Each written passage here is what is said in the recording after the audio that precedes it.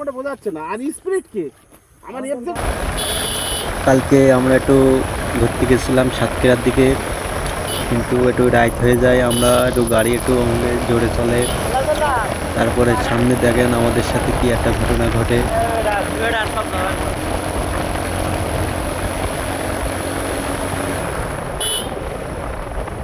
কি একটা ঘটনা আমাদের সাথে ঘটে, বেশি কিছু হয় নাই, আমাদের অল্প অল্প দিয়ে গেছে।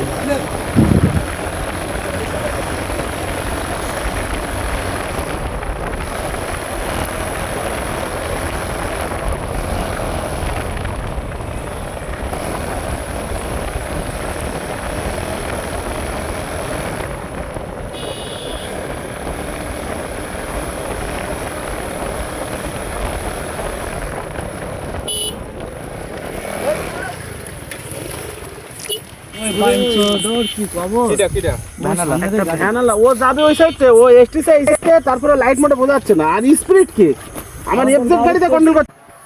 বেশি কিছু হয় নাই, শুধু একটু পাই